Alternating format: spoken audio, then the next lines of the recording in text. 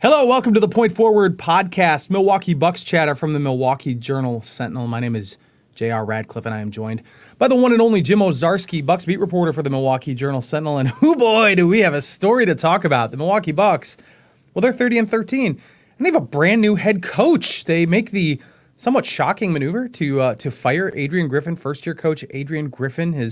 He'd been a little bit maligned despite how well the Bucks have been in the win-loss column. Haven't blown out a lot of opponents, have really struggled to beat teams that they should handle. Defense has been an issue. We have talked about some of this stuff, and the Bucks felt like they had to make a change. And then here we are Wednesday morning, and Doc Rivers, after some pretty heavy speculation that it would be Doc Rivers, it is in fact Doc Rivers, Marquette University alumnus, one of the 10 winningest coaches in NBA history, will be taking the reins. We don't even know if he's going to be coaching tonight as we record this against Cleveland. We'll figure some of that out. So, Jim, I really, obviously I want to know what you were thinking here when this happened. You wrote a ton at jsonline.com really going into the backstory of why the Bucks felt like this had to happen. So I'm just going to give it to you there and give us some bullet points, like what led to this and you know, like how shocked are you? I mean, it seems like maybe not shocked is the overall prevailing sentiment around the Bucks organization and in the Twitterverse, but tell me where you stand on all of that. All right.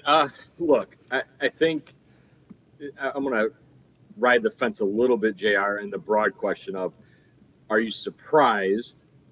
It's a yes and no.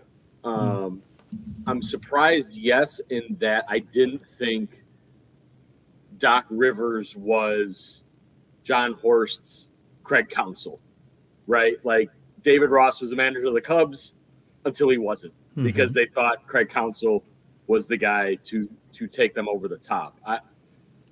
I'm surprised that was enough, and Doc was that person identified during the season that had its ups and downs, but to this point largely successful.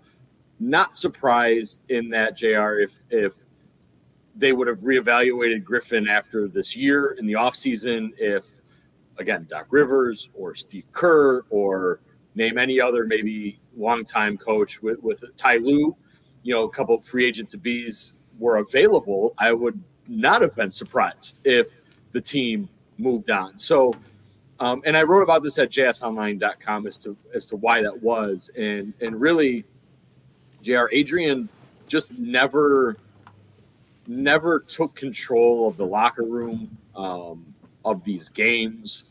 And they sort of pitched him as a guy who would. I think the Damian Lillard shakeup right before training camp totally altered the team, from a game plan level to a personality level. And despite their success, I don't think Griffin ever, got his arms around that. And, we could see it from the very beginning, JR, in those first two blowout losses in against Atlanta and Toronto, where veterans are in his office telling him to change the defense. When Damian Lillard says, I need to change my rotations. On one hand, the players like that open door policy. They like that he was willing to listen and do the things they thought could be successful.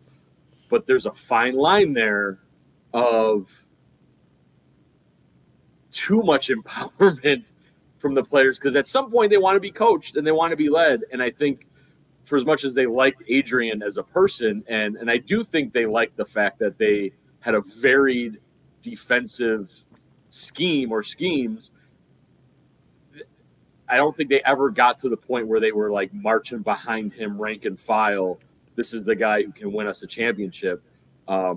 Doc Rivers comes with his own set of questions in that regard, JR, which maybe we'll get into, but we will. I think that's just why this happened now. Really, really tough stretch of games here before the All-Star break. I think John Horst and ownership were just like, you know what? We're not going to wait till the All-Star break. We're not going to wait till Adrian coaches in the game and then redo this with 2 months left. I think they just thought this was the time. And, a couple close wins in Detroit maybe just were enough and push this team over the edge and to make this move. Yeah, those games really were frustrating, I think, if you're a Bucks fan, because you're supposed to blow out a team with 4 wins. You just aren't supposed to struggle when you have 2 Hall of Famers and a really great supporting cast and think of yourself as a championship contender. And if it were just 2 games against Detroit, you could explain some of that away. But it's been all year. They haven't had dominant wins. They dominated, oddly enough, the Celtics, and that was one of like their biggest blowout wins of the year, one of their true like easy wins of the season. When they hired Adrian Griffin, obviously he hadn't been a head coach before, and you hit on this, but this is a really important point. They had not yet traded for Damian Lillard. He was inheriting a team very different, and potentially, I don't know if I even agree with this, but you could see the argument that this is a short, like, they might be good in the short term, but could be rebuilding very, very soon. You don't know if Giannis is re-signing his extension. You don't know Chris Middleton's situation at the time. It's possible that he would have been a perfect coach for a rebuilding situation. He had a lot of experience. He came in with a defensive first, I think, mentality, and yet that's been where the team has struggled. So I guess I'm curious, knowing what you think they really didn't understand about the situation, that they would cut bait so early. If it was, you just don't know what kind of leader he's going to be until he's in that situation where he is a head coach, or the X's and O's weren't there. I mean, I don't get the sense anyone thought he was a bad guy. Like you mentioned, that they liked aspects of him. He was open-minded and he listened to his players. But I personally just get the sense he was overmatched, which isn't something you'd think would get past the interview process. So I wonder what was misunderstood here about Adrian Griffin that they'd be willing to cut bait before February 1st. Yeah, I think, JR, and look, John Horst is going to speak after this, and yeah, ideally he's going to have that answer tonight. The sense I feel that they miscalculated was, frankly, that he was the guy in his first year that could lead this team to a championship. Which is, by the way, not unprecedented in the NBA. That has happened. First-year coaches win championships. That can happen. Yeah, it's a short list. It's a very short list. And Adrian was on a team that had done it, right? Where Nick Nurse had done that in Toronto. I think what's funny, JR, is I think they believe they made the right hire in June. And then when everything changed in October, September 27th, they had to start thinking about this. And look, this is not I don't want this to be misconstrued as some sort of issue with Damian Lillard, but the fundamental, like the basis of the team totally flipped 180.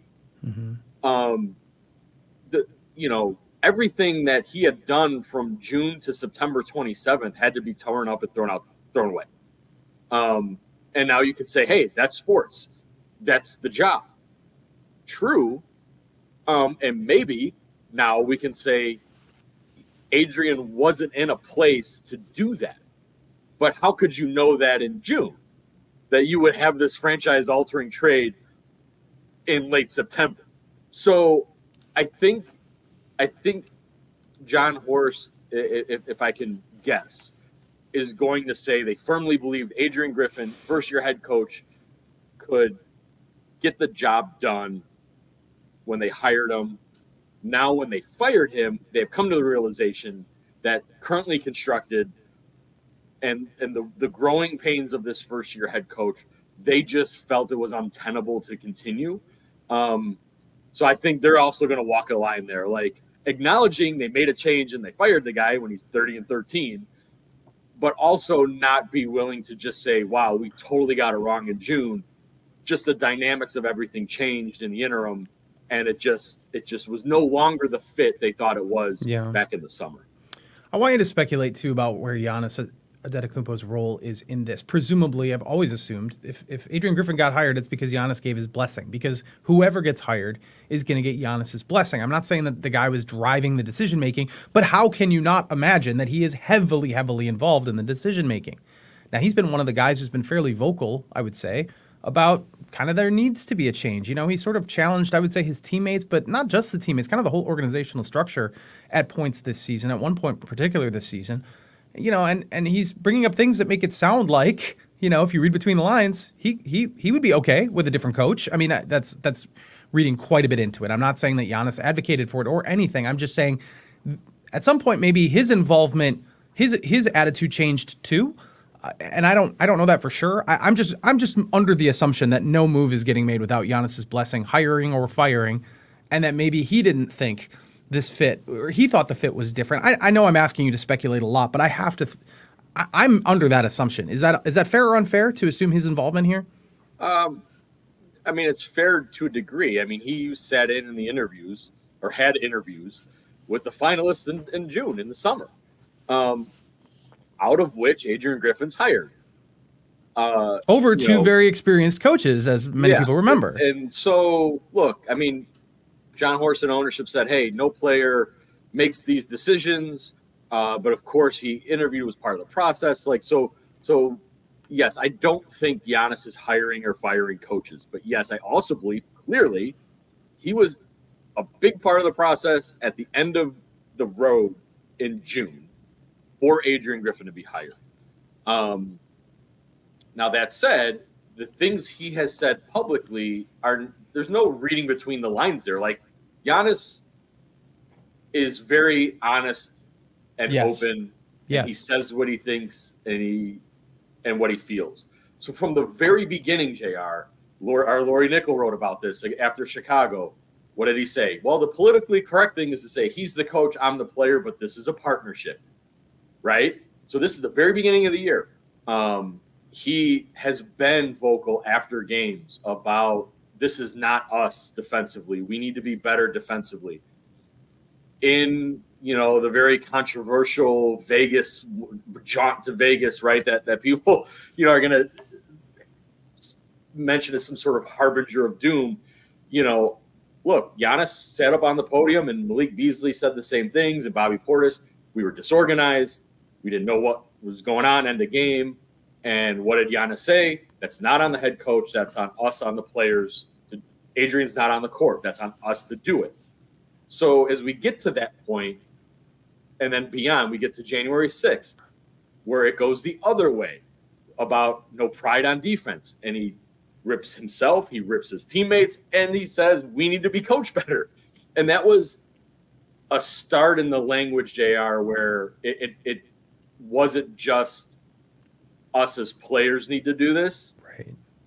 It then became, we don't have a direction. We don't have a strategy. We don't have a and I think that's where things began to turn. Now that's January 6th. This is just a few days later, right? And then in Detroit, JR, the broadcast shows Giannis drawing plays on the sideline. Really interesting.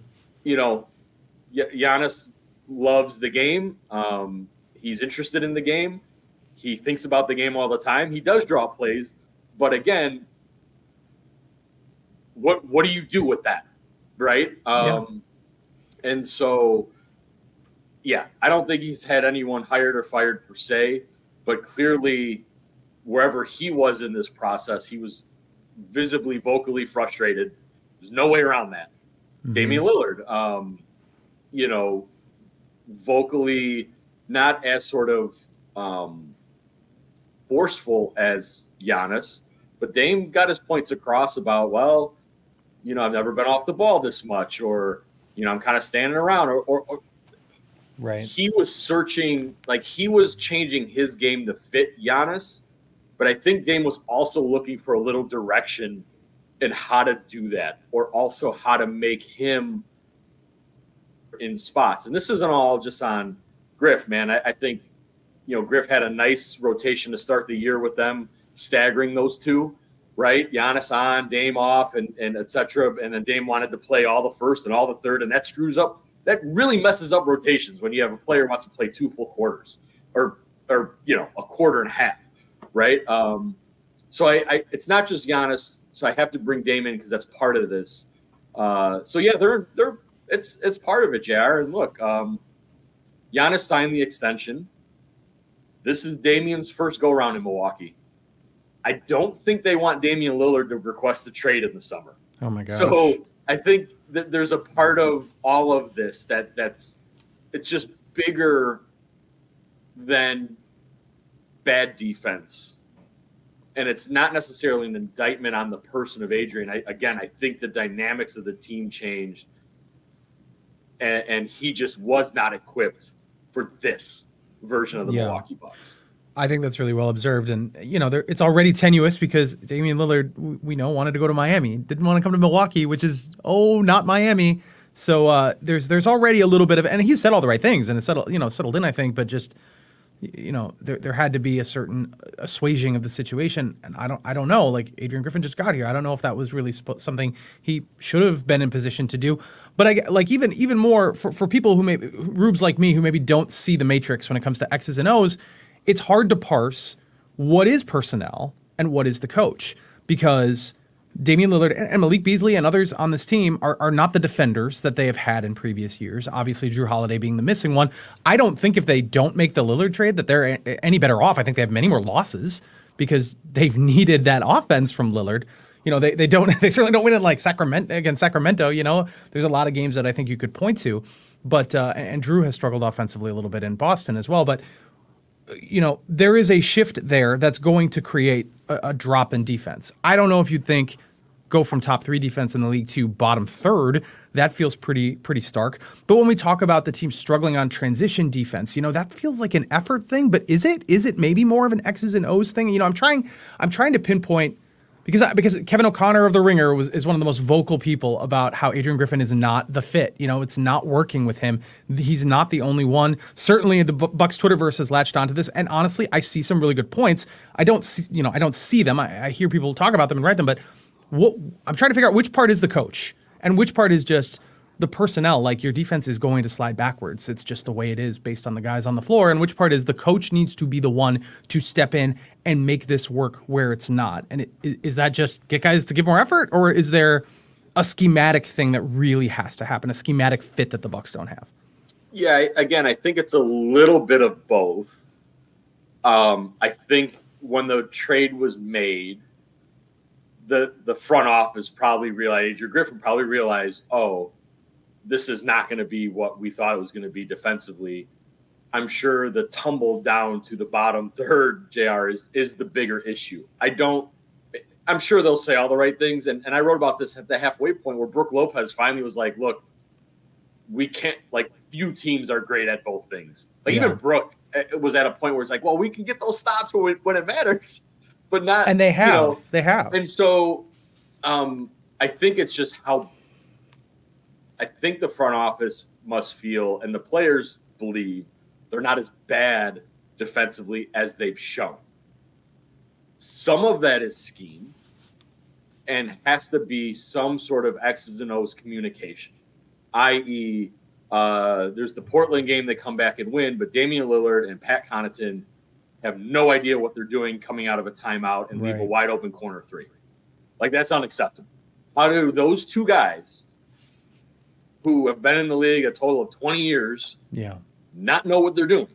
Is that because they weren't listening? Is that because they were listening but didn't understand? Or they got out there and they didn't talk to one another? I don't know. They might reveal that stuff later in the season. Mm-hmm. You mentioned offensive rebounding and second chance points have been an issue. In Griff's scheme, guys like Giannis and Bobby and Chris, some of their rebounders, if you will, have not been – the scheme has put them on the perimeter, where even Bobby said, he's like, look, sometimes it's not my job to get the rebound. I got to go find this guy over here.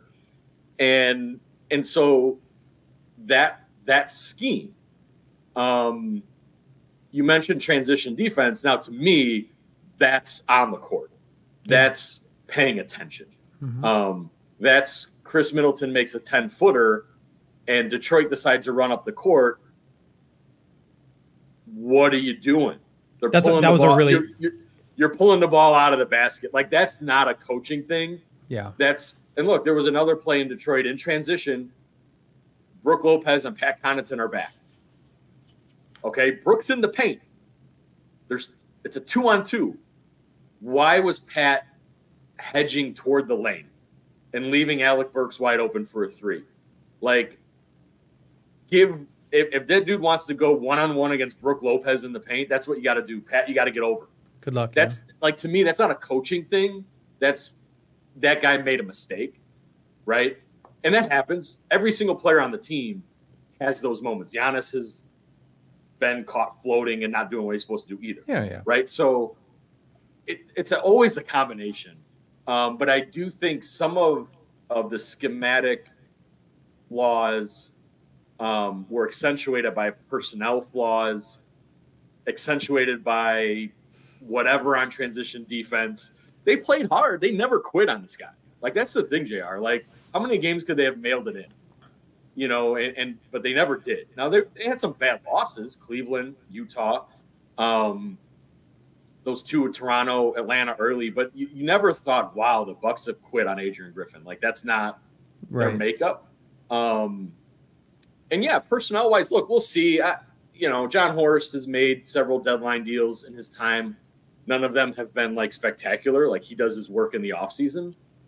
But we'll see. Maybe they're counting on Doc Rivers and whoever he brings in to accentuate this staff can make Damian Lillard and Malik Beasley and Cam Payne and Andre Jackson Jr. and Marjan Beauchamp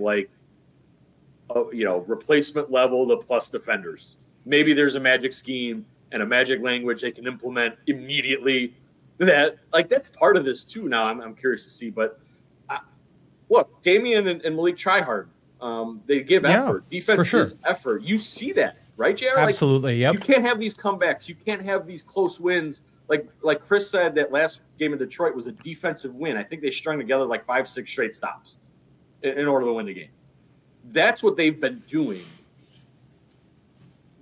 That could win a championship. Like, you score 125 points and make 5 stops, like, you're going to win, right? But I think it was just all of that together and maybe that little bit of unease of, is Adrian's stuff going to click? Is it finally going to get there? And I just think, JR, they're like, we can't risk it. We feel like Doc is, going to be the guy, so let's just make the move now. Yeah, in a way, 30-13 is it's quite astonishing because they've had a lot of those clutch defensive stretches at the end of games. And, I do think there were red flags early on. I think the biggest one is Terry Stotts walking away from this team. And then I said this before, coupled with the slow start, and slow start again in quotes because they were winning games. They've always been winning games. But I don't think that, I truthfully could not have foreseen this team winning a championship as currently constructed because I think they would be completely exposed in a series against the same team 4 or 5 times. They wouldn't get clutch defensive stops in Game 4 against a competent, a really high-level Eastern Conference team. So I did think they had a major ceiling on them, even at 30-13. Going back to the Terry Stotts thing, does this reframe that at all? Do you have any greater clarity on what happened there? Do you think we'll hear from Terry Stotts sometime in the next couple of days? Because there might be some information there. I don't know.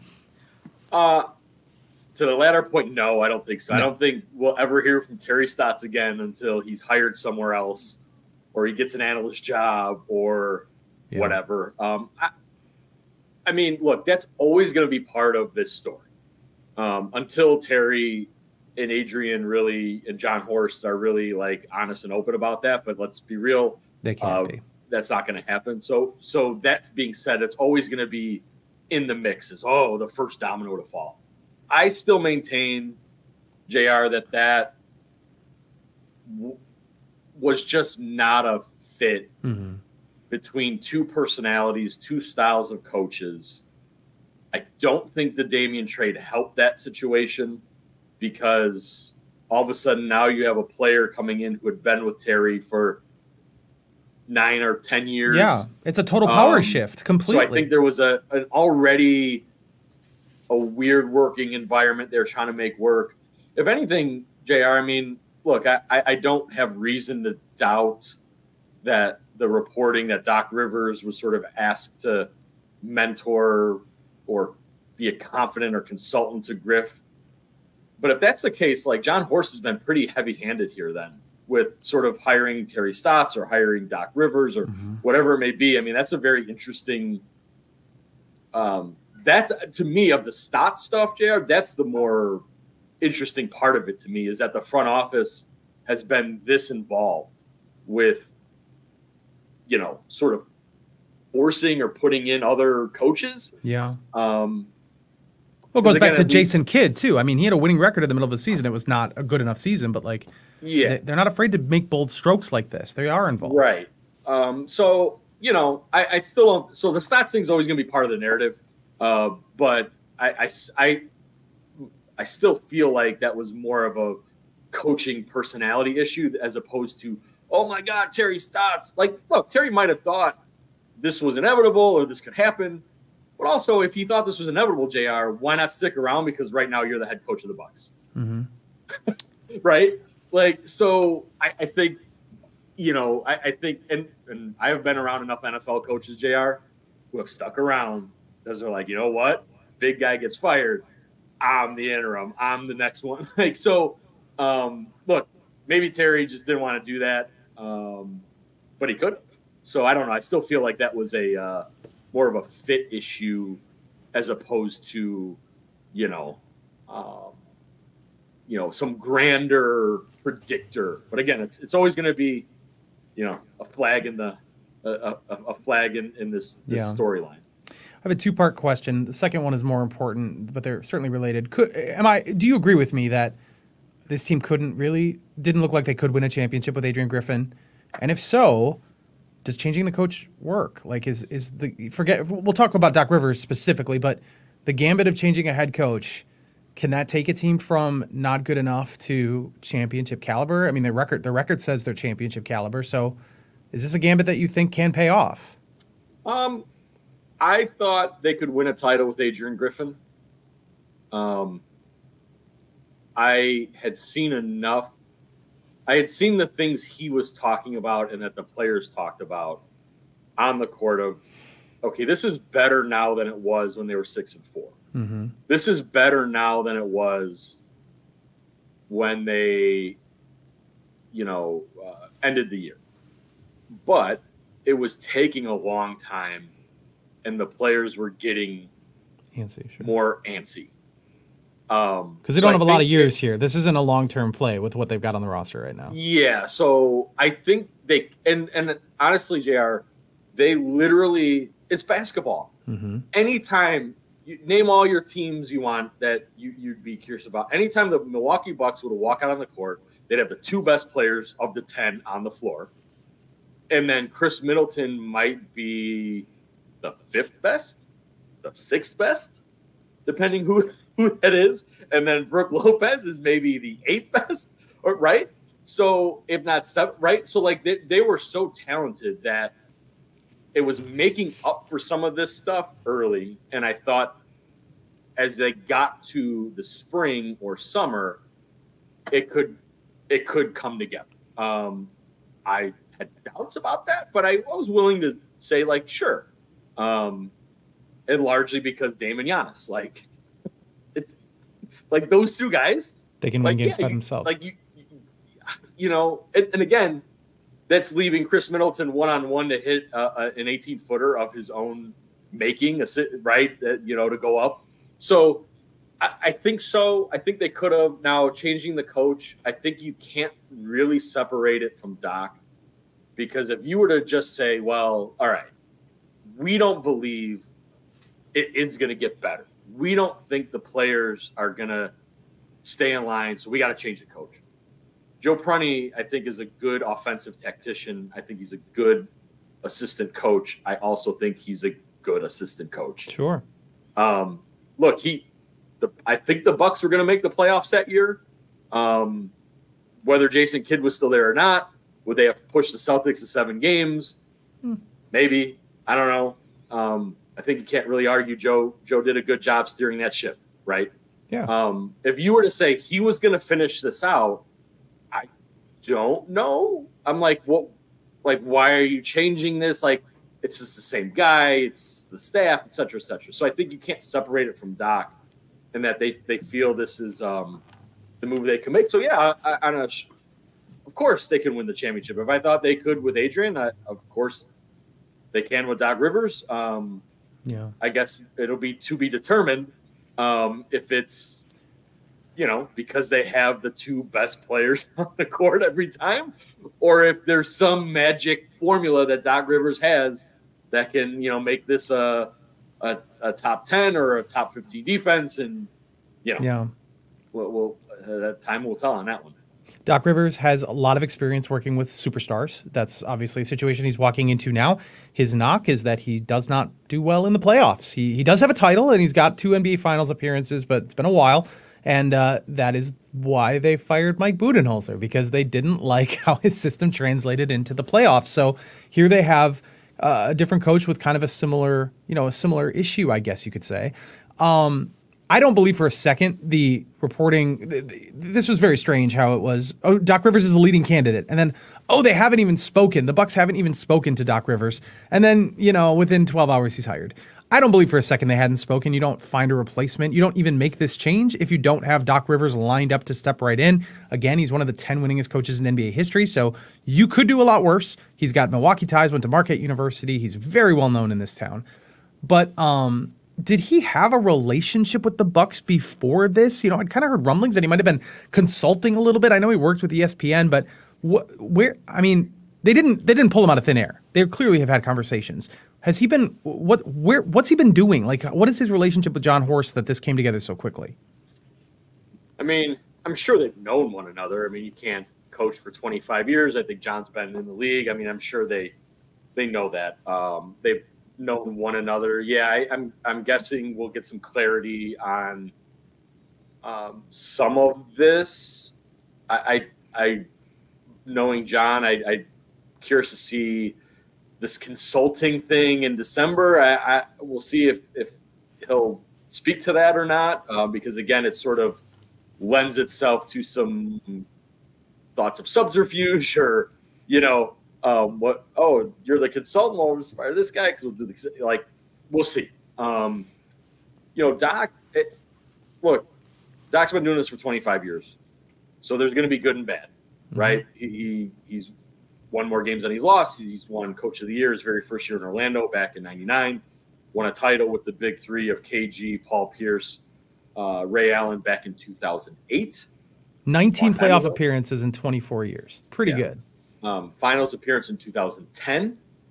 A Eastern Conference Finals trip in 12, JR. And that was it. That's it. He has been a second round and out guy, which, let's be real, that's one of the reasons Mike Budenholzer has been fired or was fired. The Bucks had lost in the second round or earlier in 3 of his 5 seasons. And Doc has had some notable chokes. I hate to say it, 3-1 in the bubble. That's a choke by the math. No. Especially with the players he's had. He's had top shelf talents. Yeah. The one seed Philadelphia 76ers losing to Atlanta in the Bucks championship year, that's not good. Ben Simmons catches a lot of stuff for that, but Joel Embiid was not good. On one hand, Joel becomes an MVP, but yet when all of that goes to heck with James Harden, Doc Rivers is fired. And again, as we started this, if James or Joel are really loving what's going on, is Doc Rivers even available, right? So I don't know. The Clippers been very good. Obviously, they have still yet to achieve much under Ty Lue. So, maybe that's not a coaching issue in LA. Maybe that's a player thing. But it's, 15 years ago, he's won a title. Stars are stars, right? Hall of Famers are Hall of Famers. Doc played, just like Adrian played. But Doc was an all-star, so maybe there's a different kind of mentality there to a degree, JR. We'll see. I think, defensively, that's the thing. I'm really interested to see what he decides to do defensively, because part of the issue with Bud was, yes, this is a great defensive system, top 5, Brook plays top 1. You get to the playoffs, and things were really rigid. So does Doc build off of what Adrian started and the fact that these guys are more comfortable in zone, they're more comfortable in some switching, they're more comfortable in some different types of defensive moments? but maybe they just go back to a drop like all the time, but then pulls it. I don't know. We'll see. I'll be honest, JR, I don't know Doc Rivers's defensive, like if he's adjusted this year to year, if he's got a certain thing he likes to do and that's what they do. I guess we're going to find out. But yeah, I think those are real questions. Like, is Doc the guy to get him over the hump? Clearly they feel he is. He's been there, but it's been a while. And so we'll see how this plays out for sure. Yeah. I was going to ask what his strengths are perceptively, because I can't answer that question. I mean, he's had so many superstars, and granted, every team has superstars now. So, you can't ever separate a coach from their best players, of course. But, I don't like when I think of the Boston championship, I don't even think of Doc Rivers. I think of, KG's anything is possible gif. And, you think of the big three. You don't think about Doc Rivers doing amazing things to put them in positions, although I'm sure he did. I don't know exactly what I would say he does well, but he is, he's got the 8th most win. He's been coaching for 24 seasons. He's obviously doing something well. And I don't know if you have any more insight on that. Like I also, part of me thinks, well, not many guys are going to be available in the middle of the season. So it's not like this can be an exhaustive search to find, Kenny Atkinson is employed now. Nick Nurse is employed now. There aren't other options really lying around that you can just insert into a championship caliber situation and have work. I mean, I do think Doc Rivers is kind of perfect that way in that he has this experience and happened to be working for ESPN after 24 straight years in the business. But I'm sure there's something that he brings to the table, right? I don't know. Yeah. Look, and some of it might just be, especially this year, no camp, no practices. I mean, Doc's a smart guy. Like, it would not be a recipe for success, in my view, to totally, hey, guys, I know we're playing 8 games in 13 days and 6 of them are on the road, but let's change everything. Yeah, for sure. Right? Like, I feel like there's going to be, Doc maybe learning the language so he can call these things that the guys already know. But it might be, tactically. I mean, look, the easy one right now, JR, is, okay, well, Damian Lillard and Giannis Antetokounmpo don't spam pick and roll. And we've talked about this on these videos where, I have felt sometimes that's not, you don't really need to do that. Like, they're the greatest Bucks offense in franchise history as currently constructed. They're the number 4 offense in terms of total points of all time, or top 5, I think, in this year's Pacers are number 4. So, like, they've had, despite some of the Lillard shooting issues and maybe some of the herky-jerkiness with him and Giannis in their 2-man game, the offense is amazing. So maybe Doc comes in and says, well, you know what, Dame and Giannis, we do need to see more 2-man pick and roll. Like, if we're going to go down to that in the stretches of games, you have to run it more now. So maybe we see that more often. Damian has really, tried to fit in, his usage rate is down and shots per game are down, threes are down as he's trying, but obviously Giannis is scoring more than ever. Right. So, like, I think maybe Doc comes in and says, hey, Dame, I know you want to make the right play and kick it out to Beasley in the corner or Pat over here, but this is a shot you have taken your whole career. Because that has happened, JR, where we're sitting there, Giannis kicks it out or something, and Dame doesn't shoot it. And we're like, why doesn't he shoot this? Right. So I think Damian has struggled a little bit with his comfort of not wanting to come in and just be like, well, if Giannis takes 25 shots, I take 25 shots, because that's the way it's got to go. Maybe Doc comes in and empowers him a little more to say, hey, guys, like, yes, Malik Beasley, 47% from 3 in the corner. Awesome. But Dame, you're Dame Lillard. You helped change the game of basketball. If you've got it, you can also shoot. So this sounds like, so I think that's what we're going to see from Doc. I don't. Now, defensively, I imagine he's got some ideas of how to put guys in some better spots. Again, we mentioned the schemes where Giannis and Bobby are away from the rebounding angles that they need to be, or, Brook is, trying really hard, but maybe Brook should not have 0 possessions where he's guarding Malcolm Brogdon at the 3-point line. So maybe there's just some stuff like that, JR, that, because I can't see it totally changing with no practice and no camp. So it's hard to say like, oh, Doc does this. This is what we're going to see. Maybe, but I feel like that might be too tall of a task, even for a guy who's done it for 25 years. Here's what we need to see, because I used the Mecca backdrop for those of you that watch this on YouTube. Of course, that's a venue Doc Rivers knows well.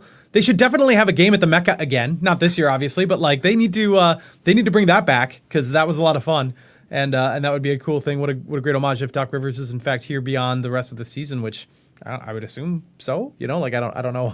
I don't think you bring Doc Rivers in just for a few weeks, a few months. Before I let you go, just January 24th here.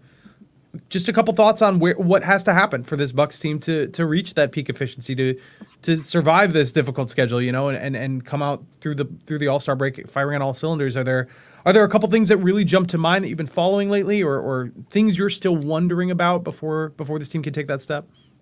Yeah, again, this really changes some stuff. Like the Cleveland Cavaliers, since they've come back from Paris, I think they've beaten everybody by 30.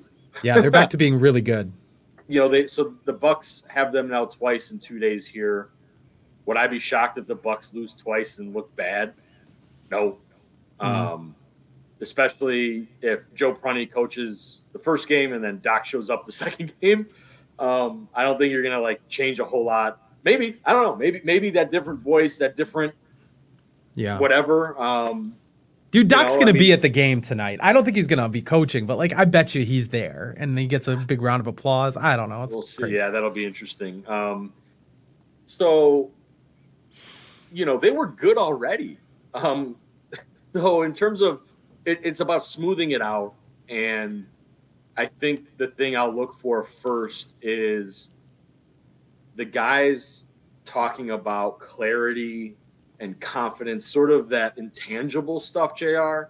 I don't know. Their schedule is bananas before the All-Star break. I don't know about wins and losses. I don't even know if they're that concerned about that. If they go 500 through this stretch and they're the 3 seed going into the break, I don't think that's a big deal to these guys. But I think it's okay, well, you lost at Denver, where very few people win. Or you went to the wire in Phoenix against their big 3, but there's a clarity in vision, or there's a belief in change of what they're doing, JR. I think that's what I'll be looking for, because I think to this point, and the reason Adrian Griffin was fired, is these guys really didn't have those things. So we'll just have to, kind of keep an eye on what's said and thoughts and feelings. Yeah. Right, as opposed to maybe immediate sort of offensive, defensive kind of things that may happen, but it may not. So I think I'm going to doing a vibes check, if you will. JR. Vibes check, baby. Love those. What a fascinating moment for John Horst here. I don't think he can really do anything at this point to tarnish his legacy as an excellent GM in the Milwaukee Bucks canon. I mean, he's been awesome, but he hires Adrian Griffin over Nick Nurse, who is now with Philadelphia, and maybe if Philadelphia is going to break through this trouble they've had getting to the Eastern Conference Finals, and it's with Nurse, it could be super interesting. It could be a matchup with the Bucks somewhere along the way, and then will it have been a mistake to have gone the Adrian Griffin route, go with the unproven guy, and then wind up not having the fit that you wanted for the regular season? It's a fascinating little pivot moment. He is Jim Owczarski. Find everything he has at jsonline.com. He's covering the Milwaukee Bucks. He'll be there tonight if you're listening to this on Wednesday to take in that Cleveland Cavaliers game. That's a big game. These games are big. They could easily fall to the 4th seed if they can't hold off Cleveland. I know their record is still really good, and they're still in great shape. They're going to make the playoffs, of course, but I don't know. These are kind of big games. So interesting moment in time. Jim, unless you have any last thoughts, I'll let you go. Thanks for joining me, man. Yeah, thanks for having me. See you next time. Yes, we'll be back on the Point Forward podcast. There's going to be some stuff to talk about, I imagine. Thanks for tuning in, everybody. We'll chat with you again real soon. Bye-bye.